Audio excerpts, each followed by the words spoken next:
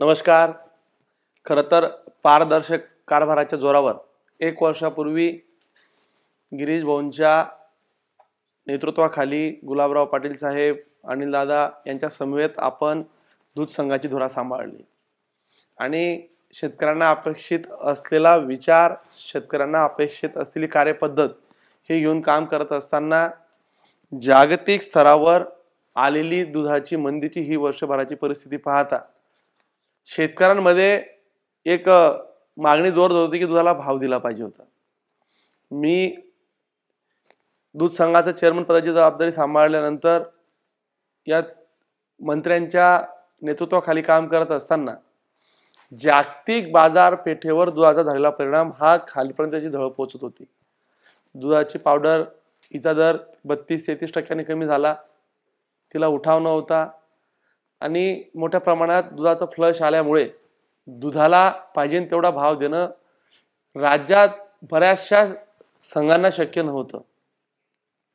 त्यातल्या त्यात पहिल्या 5 मध्ये पहिल्या 3 मध्ये भाव देण्याचा प्रयत्न जळगाव दूध संघाने केला आणि तो आजही राहिला. या मागणीच्या अनुषंगाने काहींनी राजकारणी करण्याचा प्रयत्न केला. आपण यावर हातावर हात न ठेवता सन्माननीय गिरीश महाजन साहेब यांच्या नेतृत्वाखाली राज्याचे मुख्यमंत्री शिंदे साहेब, उपमुख्यमंत्री फडणवीस साहेब, अजित पवार साहेब यांच्या प्रमुख उपस्थितीत सदाभाऊंपासून तर अनेक या क्षेत्रात काम करणारे अजून काही मान्यवर, सत्यजित तांबे असतील, सगळे प्रमुख मान्यवर आम्ही एकत्र आलो आणि ती बैठक लावून सरकारला शेतकऱ्यांना अनुदान द्यावं ही आग्रही मागणी मांडली. आणि देवेंद्रजींनी तसा शब्दही दिला होता की आपण शेतकऱ्यांना वाऱ्यावर सोडणार नाही. याची प्रचिती येत गिरीश भाऊंनी यासाठी स्वतः त्या बैठकीत पुढाकार घेऊन ती बैठक घेतली आणि आज राज्यात 5 रुपये अनुदान दुधाला प्रति लिटर गाईच्या दुधाला देण्याचं ठरलं.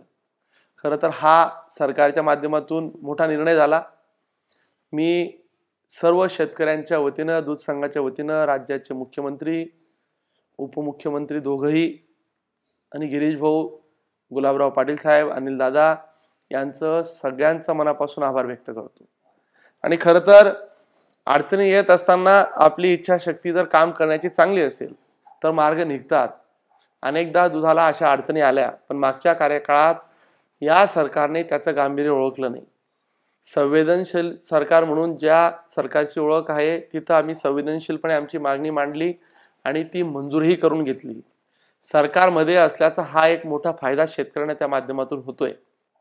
खरं तर आपल्याला आता 5 रुपये अनुदान डायरेक्ट डीबीटीच्या माध्यमातून आपल्या खात्यात जमा करण्याची प्रक्रिया 1 तारखेपासून त्याचे कागदपत्र जमा करणं संघातल्या स्तरावर कार्य होईल. या संदर्भातला सविस्तर शासन निर्णय निर्गमित करण्याचा शासन निर्णय घेतच आहे. परंतु मी आपल्या सगळ्यांना एकच विनंती करतो की तो शेतकऱ्यांचा दूध संघ आहे, तिथं शेतकऱ्यांच्या हिताचे निर्णय घेतले जातील.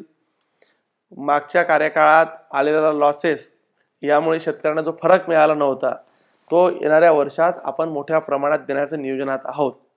या अशा अडचणीच्या काळात देखील सगळे दूध संघ डबघाईकडे निघत असताना आपण या दूध संघाची भरभराटी करण्यासाठी चेअरमन या नात्याने मी, नेते या नात्याने गिरीश भाऊ, गुलाबराव पाटील साहेब आणि अनिल दादा हे सगळे आम्ही कटिबद्ध आहोत. धन्यवाद.